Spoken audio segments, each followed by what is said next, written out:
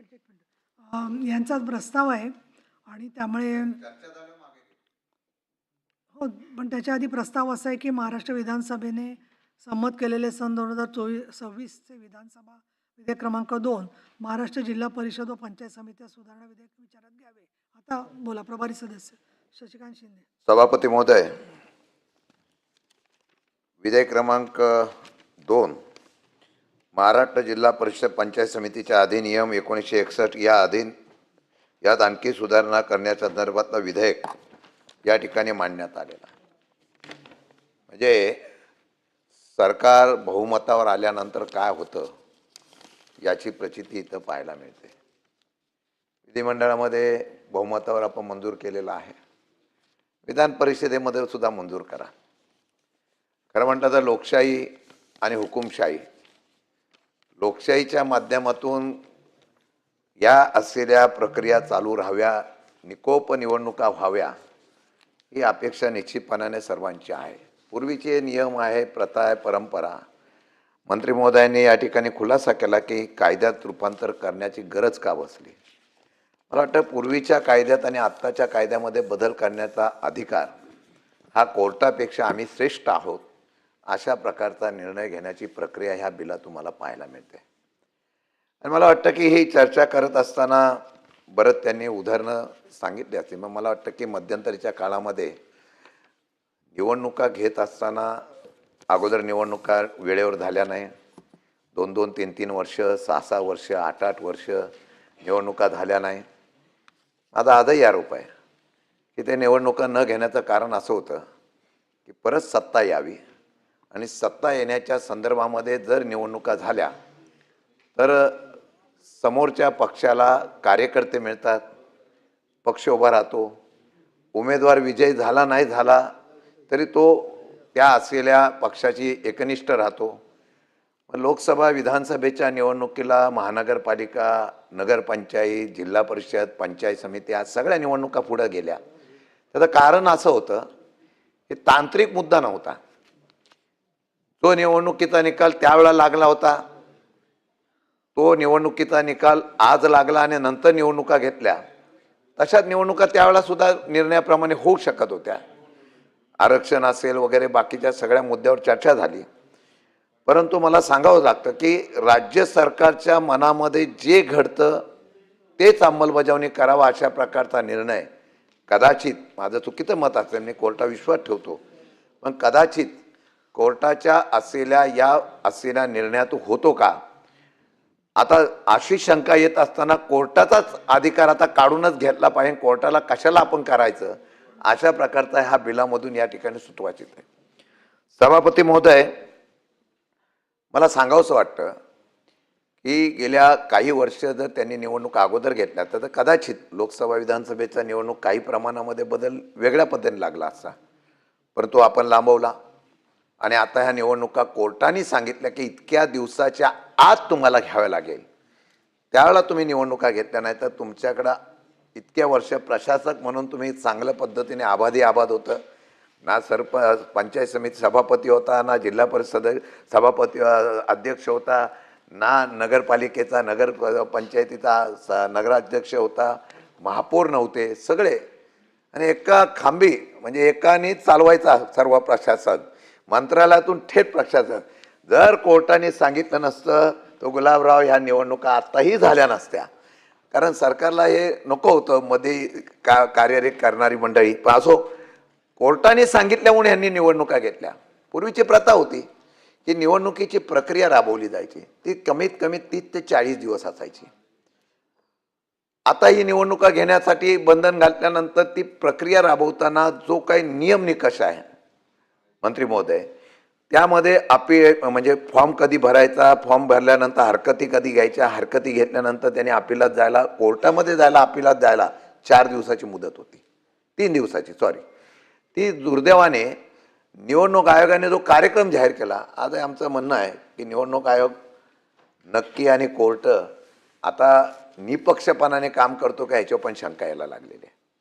निवडणूक आयोगाने ज्यावेळेला प्रोग्राम जाहीर केला त्यांनी त्यावेळेला नेमकं अपिलात जाण्याच्या बाबतीमधला जो मुद्दा होता तोच नेमका गाळला आणि त्याचा परिणाम असा झाला की लोक कोर्टात गेली. आणि त्यामुळे अनेक निवडणुकीला स्टे दिला गेला.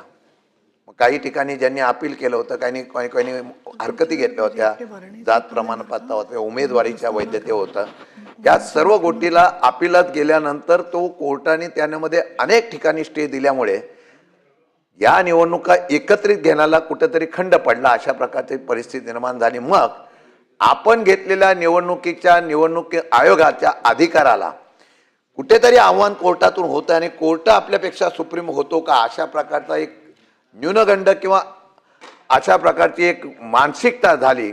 आणि मला वाटतं की त्याचं कायद्यातच रूपांतर करून कोर्टाचाच अधिकार काढायचा, अशा प्रकारचा निर्णय झाला. मला वाटतं की हा लोकशाहीचा खरोखर या ठिकाणी त्या ठिकाणी अधिकार काढून घेण्याचा प्रयत्न होतो. अशा प्रकारची ह्या बिलामध्ये तरतूद करण्यात आली. आता साधा प्रश्न आहे, जर तुम्हाला कोर्टाचा अधिकार होता, त्या अधिकाराच्या प्रमाणे त्या असलेल्या कोर्टाच्या अधिकारातून त्यांनी अपील केला. बऱ्याच ठिकाणी त्याच्यामध्ये फेरनिवडणुका घ्यायचा कोर्टाने आदेश दिला. फेरनिवडणुका तुम्ही घेतल्या. फेरनिवडणुका घेत असताना त्या असलेल्या न्याय मिळण्याच्या संदर्भातून काही लोकांना न्याय मिळाला, अशा प्रकारची भावना निश्चितपणे कोर्टाच्या आदेशाप्रमाणे झाली. आपण मगाशी म्हणाला की आता निवडणूक झाल्यानंतर तुम्हाला अपील करण्याच्या बाबतीमधली मुभा दिलेली आहे. मंत्री महोदय, 6 वर्ष नाही, पिरियड संपल्यानंतर सुद्धा त्याचा निकाल लागत नाही. म्हणजे निवडून आलेला सदस्य, गुलाबराव मान हलवत आहेत, निवडून आलेला सदस्य अपीलात जातो, तो 6 वर्ष त्याला न्याय मिळत नाही. पुढची निवडणूक आली तरी त्याचा काळ संपल्यानंतर निर्णय येतो की तू बोललेला खरा आहे, तोपर्यंत ती निवडणूक होऊन जाते. त्याच्या अपिलाला काय राहिला अर्थ. आणि म्हणून या सर्व गोष्टीचा एक पळवाट काढण्याचा प्रयत्न सरकारच्या बाबतीमध्ये निश्चितपणाने पाहायला मिळाला. आणि मला वाटतं की तो स्टे दिलेल्याचा, खरं म्हटलं तर हे जे आपण नियम केला, हा बिल सरकारच्या वतीने आणायलाच नव्हता पाहिजे होता. हा अधिकार शासनाचा नाही, ग्रामविकास खात्याचा नाही, हा अधिकार निवडणूक आयोगाचा आहे. जर निवडणूक आयोगाचा अधिकार असेल तर राज्य सरकार त्यामध्ये दुरुस्ती करण्याचा प्रयत्न घटनेचा का करतोय. राज्य सरकार स्वतंत्र बिल कशासाठी आणतंय. आणि हे एक बिल नाही, अशा अनेक बिलं आणलेली आहेत की त्या बिलामधून किंवा त्या कायद्यातून लोकशाहीचा खरोखर खून होतो का, अशी शंका या ठिकाणी निर्माण व्हायला लागलेली आहे. आणि सभापती महोदय, या सर्व गोष्टीच्या माध्यमातून आपण सांगितलेलं आहे, नामनिर्देश पत्र स्वीकारणाऱ्या आणि स्वीकारण्यात नकार देणाऱ्या निवडणूक निर्णय अधिकाऱ्याचा निर्णय अंतिम असेल, त्यास कोणतेही न्यायालयात आव्हान देता येणार नाही. आमचं ऑब्जेक्शन इथंच आहे. त्याला मी असं म्हणत नाही, पण निवडणूक आयोग काय निर्णय घेताना तिथले निवडणूक अधिकारी कसे निर्णय घेतात आम्ही बघतोय. अगदी इन कॅमेऱ्यामध्ये एखाद्याला जबरदस्ती घेऊन येतात, त्याच्या समोर बसवतात, तो विड्रॉल करतो, त्याला रडत बाहेर येतो, मला विड्रॉल करायचा नव्हता पण मला विड्रॉल करायला लावला. ही निवडणूक आयोगाची निवडणूक प्रक्रिया आता सध्या मी पाहतो. निवडणूक अधिकारी तिथे बसलेला राहतो, इतका इम्पार्शिबल, म्हणजे खोटं सांगत नाही. मला वाटतं की मंत्री महोदय सुद्धा त्याला मान्यता देतील. म्हणजे निवडणुकीच्या असलेल्या या सर्व प्रक्रियेमध्ये निवडणूक अधिकारी आणि निवडणूक आयोग तरी निपक्षपणाने आहे का, याची शंका येते. म्हणजे एका ठिकाणी आरक्षण करतात, त्याच्याबद्दल मी ऑब्जेक्शन घेत नाही, पण एखादी वार्ड रचना करताना, एखादी गट आणि गण रचना करताना गोरे साहेब 2 गावं इकडची उतरतात, 2 डोंगराच्या पलीकडे टाकतात. हा निवडणूक आयोगाचा निकष आहे. म्हणजे त्या गावातल्या लोकांना फक्त तो जिल्हा परिषद सदस्य किती वर्षांनी भेटायचे मला माहित नाही. म्हणजे सोयीने अशा प्रकारचे जिल्हा परिषद गट गण करून केलं, पंचायत समिती गण केले, हेच निवडणूक आयोग आहे मी म्हणत नाही. पण राज्यातल्या निवडणूक आयोगाच्या प्रक्रियेवर ज्या वेळेला काही ठिकाणी ज्यांना अधिकार देतो आपण, त्यांनी ज्या पद्धतीने हरकती घेऊन कोर्टात का जावं लागलं, त्याला हौस नव्हती. पण कोर्टात जाण्याशिवाय पर्याय नव्हता, कारण इथे निर्णयच लागत नाही तर न्यायच मिळत नाही, अशा प्रकारची भावना झाल्यामुळे संबंधिताला आव्हान देण्यासाठी कुठेतरी जागा होती, ती जिल्हा न्यायालय होती. आपण तो जिल्हा न्यायालयाचा अधिकार काढला आणि तो जिल्हा न्यायालयाचा अधिकार काढून तुम्ही सांगितलं की आपल्याला कुठेही जाता येणार नाही, आपल्याला जायचं झालं तर निवडणूक झाल्यानंतर जा. मला वाटतं की हुकुमशाहीचा हा असलेला कायदा आणलेला आहे. त्याच्यानंतर आपण सांगितलं महाराष्ट्र जिल्हा परिषद निर्वाचन निवडणूक घोषणाबद्दल 1962 20 महाराष्ट्र पंचायत समिती नियमानुसार आपण या ठिकाणी आणि कालबद्ध रीतीने निवडणुका घेण्याच्या दृष्टिकोनातून आपण हा निर्णय घेतलेला आहे. मला त्याचं उत्तर त्यांनी खरं द्यावं. मी काही उदाहरणं देतो.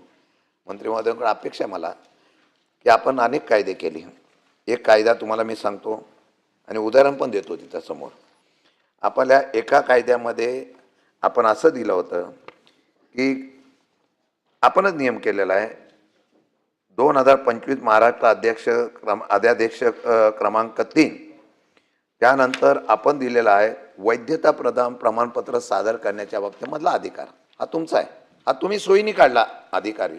पूर्वीचा आदेश होता त्याला बाजूला ठेवून अपील करण्यासाठी 12 महिन्याची मुदत दिली. म्हणजे जात प्रमाणपत्र देण्यासाठी तो वेळच दिला नाही तर 12 महिन्याची मुदत दिली. हां नाही मी त्याच्यावर सांगतो ना, मी सांगतो म्हणजे तुम्ही दिला निर्णय घेतला.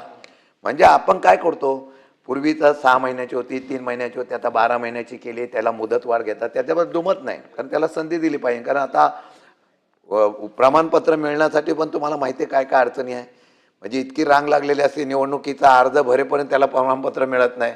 आता त्याच्या ठिकाणी टेबलाखाली आणि टेबलावरती काय झालं ते मी सांगत नाही.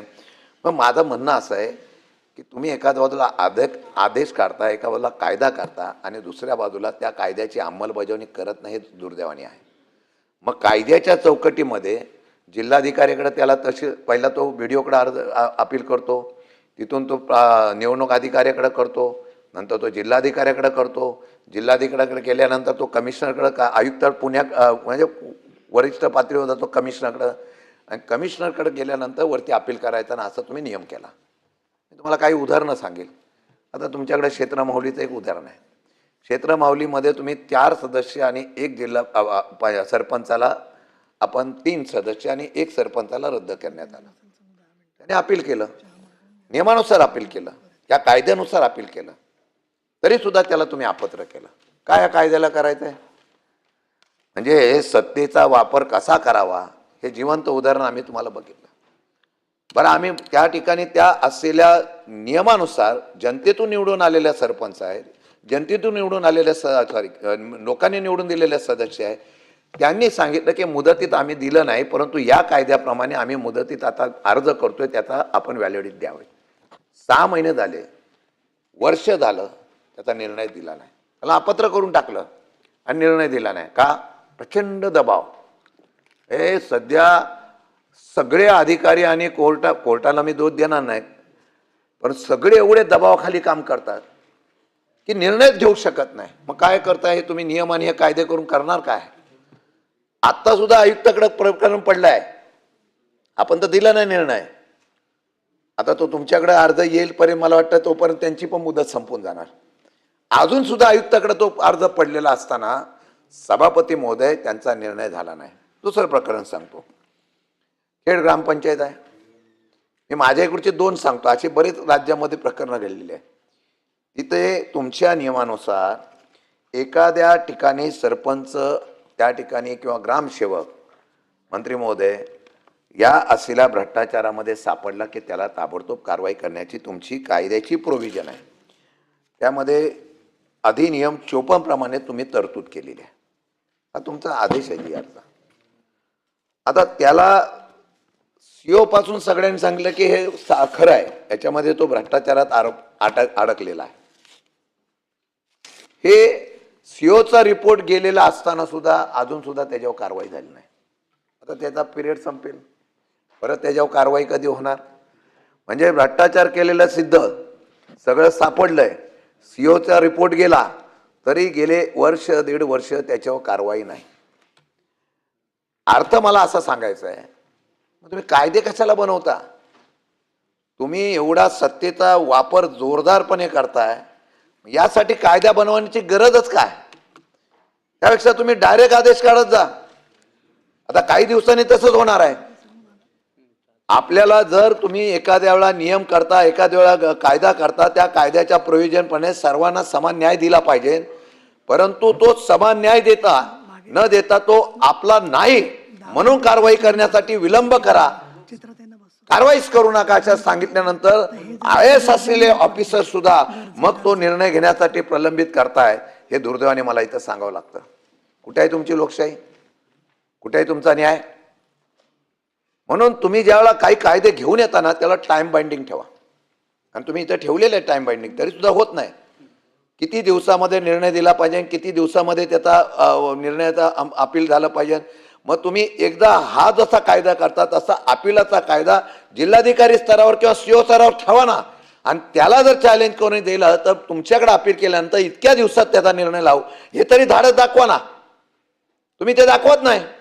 कारण सोयीने कायदा करायच्या बाबतीमधली भूमिका तुम्ही करताय आणि हे करण्याच्या बाबतीमधला निर्णय एवढाच आहे. आणि हा सुद्धा तुम्ही केलेला जो आहे की आता कोणी आम्हाला आव्हान करण्यासाठी जाऊ नये, लोकशाहीतून चॅलेंज करू नये. कारण निवडणूक आयोगाकडे गेलं की तो काय ऐकत नाही, कोणाकडे गेलं की तो ऐकत नाही. फक्त आता एक आहे, कोर्टात कधीतरी आमचं ऐकेल, कधीतरी कोर्ट आमचं ऐकेल, एवढंच अपेक्षा होती. त्याला पण तुम्ही बंद करून टाकलं, त्याला सुद्धा बंद करून टाकलं. म्हणजे आम्ही आता न्याय कोण, आता राष्ट्रपतीकडे जावं, आता दिल्लीला एखाद्या ग्रामपंचायतीचा विषय घेऊन जायचा, दिल्लीला आपण पंचायत समिती जिल्हा परिषदेचा विषय घेऊन जायचा. मला वाटतं हे अवघड आहे. म्हणून हा कायदा आणण्यासाठी तुम्ही जो मुद्दा घेतलेला आहे त्या मुद्द्यामध्ये तुमची जी मानसिकता जी आहे ती मानसिकता हुकुमशाहीची आहे. मला वाटतं गोरे साहेब तुम्ही सामान्य ह्याच्यातून लढत वरती आलेला आहे, संघर्षातून वरती आलेला आहे. तुमच्यासारख्या मंत्र्यांकडून आम्हाला अपेक्षा आहे की सामान्य लोकांना न्याय मिळण्यासाठी कुठंतरी असावं, अशा प्रकारचं देणं गरजेचं आहे. आणि मला वाटतं की हे सर्व तुम्ही मगाशी नगरपंचायत नगरपालिकेचा विषय सांगला. नगरपंचायत नगर परिषदेमध्ये काय झालं आपल्याला माहिती आहे. नगरपंचायत नगर परिषदेमध्ये सुद्धा लोकांना या संदर्भामध्ये न्याय मिळाला नाही. वार्ड रचना, बाकीची रचना याच्या संदर्भामध्ये इतका, म्हणजे पहिली 1 होती, 2 केली, महायुती झाल्यानंतर 4 केली, 3 केली, 2 केली. का तर बंडखोरी होऊ नये. जर लोक विरोधात गेली तर काय होतील. म्हणून मला नाईक साहेब इथं बसलेले आहेत, अनेक वर्ष नवी मुंबई महानगरपालिका त्यांच्या ताब्यात आहे. त्यांच्याकडे 3-3, 4-4 वार्ड, म्हणजे माणसांना लोकशाहीतून एखाद्याला चांगला कार्यकर्ता असेल, तो एकटा उभा राहिला तर तो निवडून यायला पाहिजे. पण तो 3 जागांना घेऊन निवडून येऊ शकत नाही ना. तुम्हाला माहित होतं की तुमच्याकडे बंडखोरी फार होईल. कारण 3 लोकांना एकत्र घेऊन सरकार चालवायचं म्हणजे बंडखोरी फार होईल. आणि म्हणून तुम्ही काय केलं की नाही, मग 4, मग तो बिचारा किती ताकदीचा असला, बाजूला 3 जण नसले तर तो उभा कसा राहू शकतो. आणि म्हणून ह्या सर्व गोष्टीतून कायदे सोयीने करण्याच्या, आता पुढच्या निवडणुकीला आता 3रा कायदा तुम्ही आणाल, 100% 3रा कायदा आणणार. त्यावेळीची परिस्थिती बघून जो काही निर्णय घ्यायचा तो निर्णय घेण्याच्या बाबतीत मला निर्णय तुम्ही त्या ठिकाणी घेण्याचा प्रयत्न करेल. आणि मला एक कळत नाही की आपण ह्या कायद्यामध्ये बदल करण्याच्या बाबतीत मला निर्णय घेण्याची गरज का तुम्हाला आली. फक्त तुम्ही जर सांगितलं असता की निवडणुकीच्या असलेल्या कालावधीचा पिरियड वाढवला असता, जो 30 दिवसाचा, 26 दिवसाचा, आणि तुम्हाला वाटलं तर कधी 8 दिवसाचा सुद्धा करू शकाल. त्यामध्ये पूर्वीच्या प्रमाणे अर्ज भरण्याची तारीख, त्यानंतर छाननी तारीख, छाननी पण 1 दिवस, त्यानंतर छाननी केल्यानंतर लगेच त्याच्यामध्ये आपण हरकतीचा पण 1 दिवस, आणि 1 दिवसानंतर तो कागदपत्र कधी गोळा करणार. उमेदवार तुम्ही अचानक डिक्लेअर करता. समजा मी उभा राहिलो, मी जिल्हा परिषद उभा राहिलो, माझ्या कुठं थकबाकी असेल, माझी कुठे काय अडचण असेल, तर ती गोळा करायला लोकशाहीने संधी तर द्या. तुम्ही अपिलाला 1 दिवस, म्हणजे अर्ज भरला की 1 दिवसानंतर परत लगेच छाननी होणार. छाननी झाली की छाननीमध्ये अर्ज करायला, म्हणजे आम्हाला अपील करायला किंवा हरकती घ्यायला काहीतरी पुरावा गोळा करायला संधी द्या ना. ती न देता परत आम्ही अपिलात छाननी केल्यानंतर परत त्याच्यामध्ये आम्ही हे केलायचं, आणि मग परत पिरियड जो ठेवलेला आहे तो इतका कमी केला, त्यामुळे हे कोर्टात जावं लागलं. तुम्ही जो पूर्वीच्या नियमानुसार 40 दिवसाचा तरी कार्यक्रम दिला असता तर दिला. बरं, दिलं ते दिलं. इतका आत्मविश्वास यांना फार मोठा आहे की लोकांना प्रचाराला सुद्धा जाऊन देत नाही.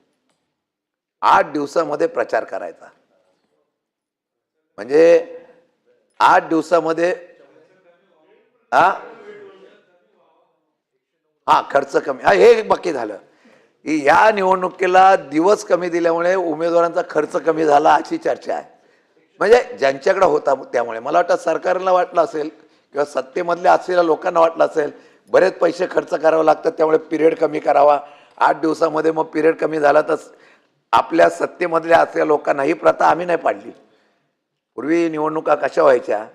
पूर्वीच्या निवडणुका लोकशाहीने व्हायच्या, विकास कामावर व्हायच्या, वेगवेगळ्या प्रकारच्या प्रश्नावर व्हायच्या, आरोप प्रत्यारोप व्हायचे, सभा गाजायच्या.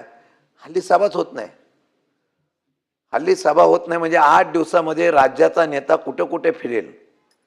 आणि आता तर हेलिकॉप्टर आणि विमानाचं पण खरं सांगता येत नाही. म्हणजे तो विमानाने हेलिकॉप्टरने जायचा म्हटल्यानंतर सुद्धा तो आता जाईल का नाही ही पण शंका यायला लागलेली आहे.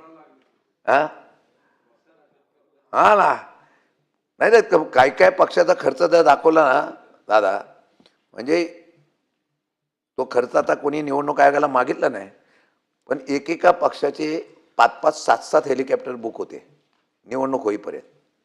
तुम्ही गोरे साहेब जरा महिनाभर दिला आता तुम्हाला सोलापूर, सातारा कुठे कुठे फिरायचं प्रचार करणार.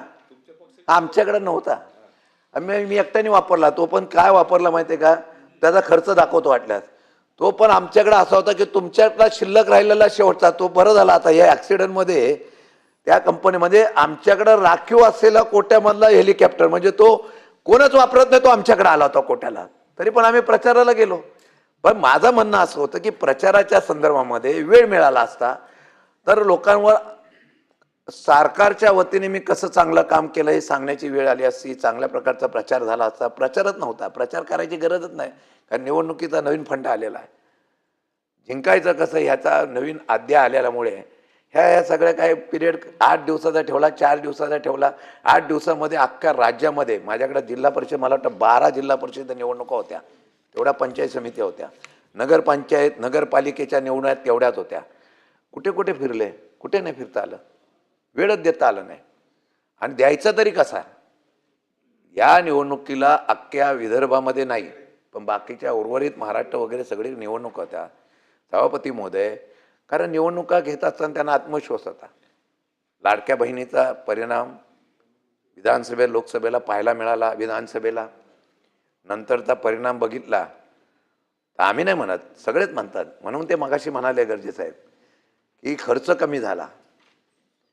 खर्चाचं प्रमाण बघितल्यानंतर मरणे मामा तुम्ही पण निवडणुका लढवल्या, फार भयानक आहे. इथं सभागृहात सारखी चर्चा होते, 5,000, 10,000, 15,000, 20,000. खरं म्हटलं तर सत्तेमध्ये लोकांना वाटलं असेल 8 दिवसाचा पिरियड ठेवला तर काही खर्च जरा कमी होईल, असं पण असेल कदाचित यामध्ये नियमावली करताना. पण इतका खर्च असल्यामुळे काही प्रचाराची गरज नाही. सरकारने काय चांगलं काम केलं काय नाही केलं सांगायची पण गरज नाही. निवडणुका कशा जिंकायच्या याची वेगळी स्ट्रॅटर्जी दरवेळेला ठरवली जाते. आणि त्या स्ट्रॅटर्जीमुळे ह्या कायद्यामध्ये रूपांतर करत असताना त्यांनी सांगितलं आता याच्यावर लोकशाहीतून कुठे जायलाच नको, म्हणून त्या ठिकाणी विरोध करण्याचा प्रयत्न निश्चितपणाने झालेला आहे. मला वाटतं तुम्ही ऑर्डिनन्स पण काढला. सरकार आता नवीन एक प्रथा पडलेली आहे. मला वाटतं इथं सचिव बसलेले आहेत. पूर्वी कायदा व्हायचा आणि नंतर कायद्याची अंमलबजावणी होती. आता पहिला कायदा मंजूर केला जातो आणि नंतर सभागृहात आणला जातो. म्हणजे ऑर्डिनन्स काढण्याच्या बाबतीमधली एवढी घाई असते पहिलीच.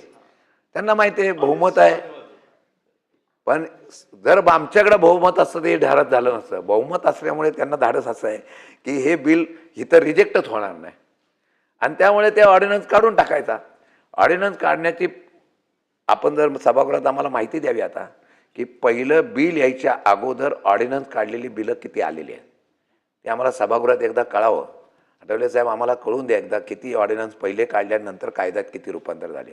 पहिला असं नव्हतं सभागृहात, पहिला कायदा व्हायचा आणि नंतर मग त्या ठिकाणी त्याची अंमलबजावणी व्हायची.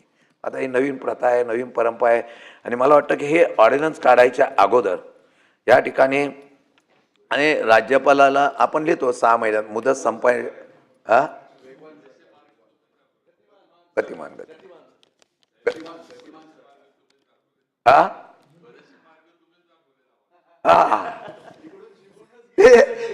ते मार्ग आम्हाला नंतर कळायला लागले की हे मार्ग आम्ही दाखवले ती चूक झाली. पण हे सरळ करण्याच्या बाबतीत मला निर्णय घेतला.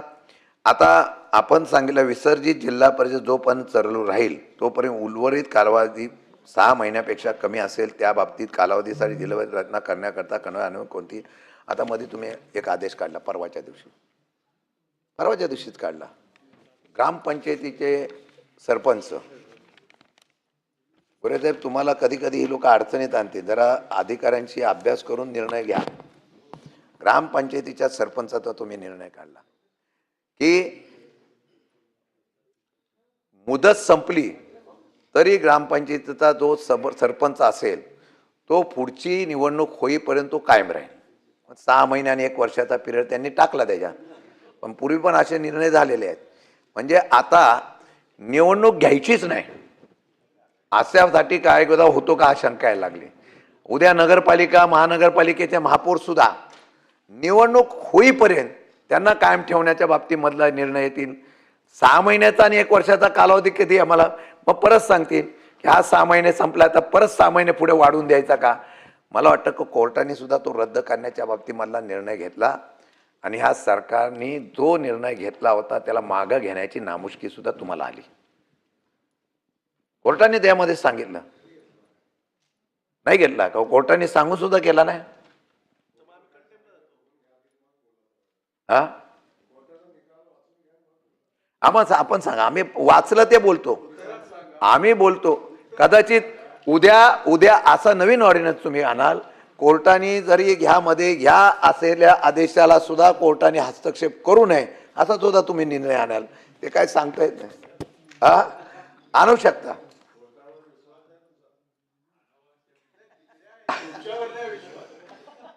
हे आम्ही पेपरात वाचलो,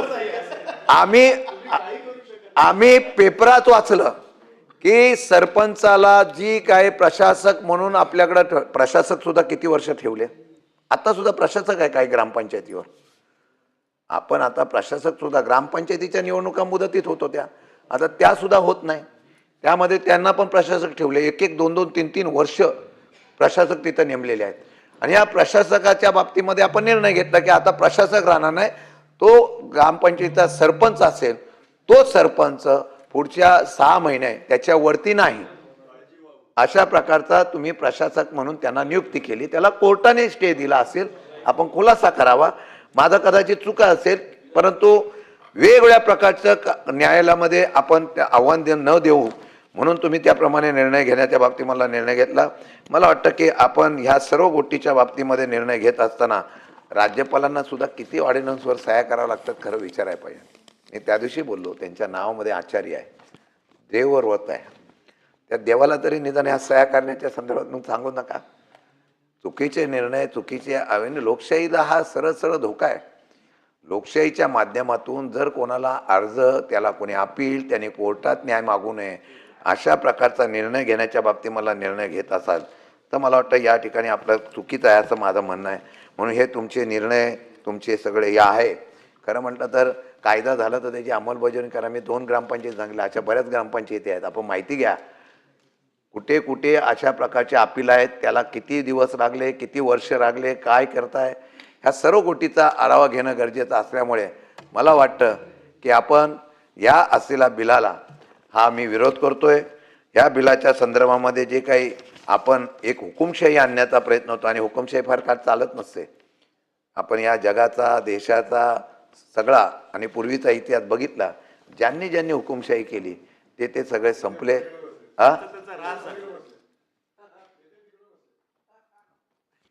मग असं आम्ही केलं असं तुमचं म्हणणं असेल, मला वाटतं दादा नेहमी म्हणताना सत्य म्हणतात. मी त्यांचा उल्लेख मुद्दाम करतो. ते नेहमी म्हणतात, त्यांच्या अनेक उदाहरण ते प्रामाणिकपणाने सांगतात की जो काही अति करतो त्याची माती होते. जो कोण ताम्रपट घेऊन आलेला नाही तो सरळ असेल, त्याने व्यवस्थित झालं नाही तर ह्याच जन्मामध्ये हितच त्याला उत्तर द्यावं असं असतं. मला वाटतं ही हुकुमशाही आहे. हुकुमशाही आम्ही केली असं तुमचं म्हणणं आहे म्हणून आम्ही इथं बसलो. तुम्ही जास्त केली तर तुम्ही इथं याल. ती येऊ नये म्हणून हे बिलं काढू नका. ती येऊ नये म्हणून बिलं काढू नका. आणि ती बिलं काढण्याच्या संदर्भातला आपण जे निर्णय घेताय, वेगवेगळ्या प्रकारचे आदेश काढताय, आदेश लादताय, लोकांच्या मनामध्ये असो नसो तरी लादण्याचा प्रयत्न करताय, ते मला वाटतं की ते चुकीचं आहे. आणि आता तुम्ही परत कॉप्शनचे घेणार आहात. तो झाला कायदा? कॉप्शनचे कायदे झाले का जिल्हा परिषद पंचायत समिती? इतकी लोकांची मागणी आहे ना भाई यांच्याकडं, इतकी गर्दी झालेली आहे की कोणाला कुठे कुठे अध्यक्ष करायचं याच्या संदर्भामध्ये आता तो पण कायदा करायचा चालला कॅबिनेटमध्ये. 3 सदस्य 10च 1 का 5च 1 असा आहे. आणि म्हणजे काही करा, आपण काय करायचं ते करा. आता आमच्याकडे आहेच काय? हा, असं आहे, त्यांनी गाय मारले म्हणून तुम्ही वासरू मानायचा, हा कुठला नवीन नियम आणला? हा, जेडपीला नव्हता.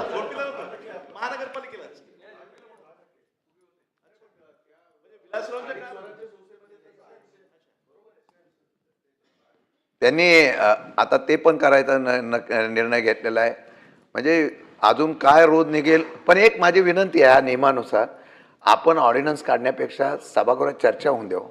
पहिला निर्णय लादता हे आज आणली, त्याच्या अगोदरच कायदा करून टाकलाय तुम्ही. असं नव्हतं ना पहिलं. योगेशजी, पहिलं पहिलं आपल्या आपल्या आपल्या आपल्या आपल्या साहेबांना विचारा, ते विरोधी पक्ष नेते होते तेव्हा त्यांचं भाषण आम्ही ऐकलेलं आहे. त्यामुळे त्यांना विचारा, ते त्यावेळेला पहिला असं नव्हतं. पहिला कायदा व्हायचा मंजूर आहे, मग अंमलबजावणी व्हायचा. आता पहिला कायदा व्हायच्या अगोदरच अंमलबजावणी. किती विषय सांगू, आता गृह खात्यावर बोलू का? आत्ताच आज उदाहरण मी सांगतो इथं. म्हणजे काय अधिकाराचा इतका वापर केला जातो, इतका सत्तेचा वापर केला जातो. मी सकाळी सुद्धा सांगितलंय का या चर्चेमध्ये, की कोणाला कसं आणायचं, कुठल्याही परिस्थिती आणायचं, त्याचा सुद्धा वापर केला जातो. म्हणून मी मगाशी सकाळी त्यांना सांगितलंय, कायदा केला तर तो लोकांसाठी असावा. मग कायदा सत्तेसाठी वापरण्याचा प्रयोग हा ज्यावेळेला होतो तो चुकीचा आहे. मला वाटतं की तो चुकीच्या पद्धतीने केला जातो. जिल्हा परिषद, पंचायत समिती, नगरपालिका, महानगरपालिका, गृह खातं असेल, कुठलंही खातं असेल, प्रत्येक ठिकाणी ज्या ज्या वेळेला या ठिकाणी अशा प्रकारचा निर्णय लादून आपल्याकडे सत्ता घेण्याचा प्रयत्न होतो, तो फार काळ टिकत नसतो. कायदे होत असतात. मला वाटतं की आता देश पातळीवर युद्ध चालू आहे, राज्य पातळीवर आता युद्ध चालू आहे, आता जगाच्या पातळीवर पण युद्ध गेलेलं आहे. एवढी सत्ता स्पर्धा झालेली आहे, बिलाशी कनेक्टेड आहे. मी बोलतो त्याच्यावर येतो, कसं येतं ते.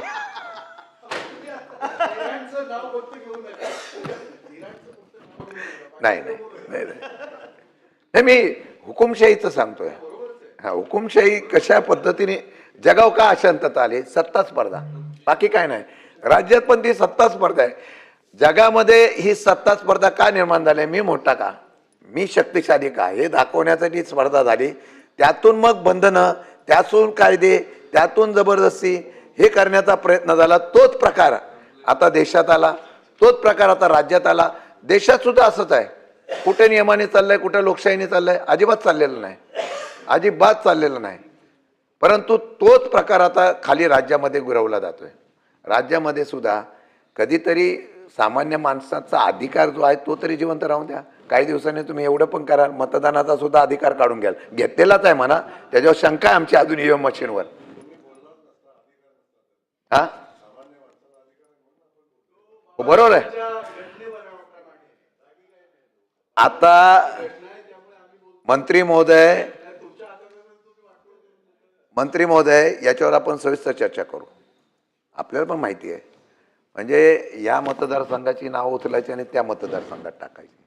डबल टिबल नावं आली तरी ती घ्यायची. तो एक माणूस 100 माणसाच्या मागं ठेवलेला आहे. तो गाडी करतो, मतदान करून आणतो, परत घेऊन जातो. अशी 10-10, 15-15, 20-20 हजार मतदार एका वार्डात आहे. म्हणजे नगरपंचायतीच्या हद्दीमध्ये, लोकशाही म्हणून सांगतो, नगरपंचायतीच्या हद्दीला लागून असलेली नावं ही जिल्हा परिषद पंचायत समितीला टाकतात. आणि ती निवडून म्हणजे लोकशाहीवर आपण बोलतो ना, तेव्हा लोकशाहीवर बोलत असताना मला खरी शंका येते. निवडून येण्यासाठी वेगवेगळ्या प्रकारचे पेत्रे वापरले जातात. मी कसा निवडून आलो पाहिजे यासाठी नियोजन केलं जातं. म्हणून सामान्य माणसाचा मतदानाचा अधिकार मिळाला पाहिजे, मिळालाच पाहिजे. आता ईव्हीएम मशीनवर तर आज शंका आहेत, ते मतदान त्यांना मिळतं का नाही मिळतं. मग तुम्ही म्हणाल, तुम्ही काही लोक निवडून येतात, मग तिथं निवडून आलेल्या तिथं मतदानात तुम्ही ऑब्जेक्शन घेत नाही. फार हल्ली बुद्धिवंत याच्यावर देश चाललेला आहे. ज्याच्याकडे बुद्धी आहे तो राज्य करेल, आणि तशा प्रकारचं राज्य करण्याचा प्रयत्न निश्चितपणाने होतो. आता आम्हाला बघा ना, मी दत्ता मामाने आम्ही सगळी आघाडी केली, कारण बोलत टिकलं पाहिजे ना. आपण आघाडी केली का नाही? की नाही टिकलं असतं तर काय ह्यांनी खाऊन टाकलं असतं सगळ्यांना. म्हणून हे कायदे करताना सुद्धा मामा हे कायदे करताना सुद्धा बारकाईने बघा, हे कायदे करताना सुद्धा आपल्याला विचार करावा लागेल. माझ्या माहितीप्रमाणे हा कायदा हा लोकशाहीला घातक आहे. अपील करण्याचा कोर्टाचा अधिकार कायम राहावा आणि कोर्टाला मुदत द्या की किती दिवसात निर्णय घ्यावा, याच्या संदर्भातला निर्णय घ्यावा अशीच आमची विनंती आहे. काही सूचना आम्ही केलेल्या आहेत. निदान लोकशाही जिवंत ठेवायचं असेल तर टाईम बाइंडिंग द्यावा की अपील केल्यानंतर किती दिवसामध्ये निकाल दिला पाहिजे. तो वर्षानुवर्ष जर थांबत असाल तर काही लोकशाहीचा अर्थ नाही. ते डॉक्टर बाबासाहेब आंबेडकरांचा विचार आम्ही नाव घेतो, छत्रपती शिवाजी महाराज, शाहू फुले आंबेडकरांचं नाव घेतो, पण त्या विचाराच्या बाबतीमध्ये आता खरोखर लोकशाही चालली आहे का? अपील 5-5 वर्ष होत नसेल, अपील 2-2 वर्ष होत नसेल, मी सांगतो तोपर्यंत निकाल लावायचाच नाही, अशा प्रकारची भूमिका जर आली तर त्याला काय लोकशाही राहणार आहे? त्यामुळे ह्या बिलाला आम्ही किती विरोध केला तर तुम्ही मंजूर करूनच घेणार, निर्णय लादणार. पण ज्या वेळा खरं आहे तुम्ही निर्णय लादणारच आहात आणि तो निर्णय लादण्याचा प्रयत्न आपला झाला तरी जनता शेवटी निर्णय घेईल आणि तो वेळ फार लांब राहिलेला नाही. तरी मी या बिलाला विरोध करतो आणि इथं थांबतो. श्री शिवाजीराव गर्जे. सभापती महोदया, जास्त वेळ घेणार नाही. मला फक्त काही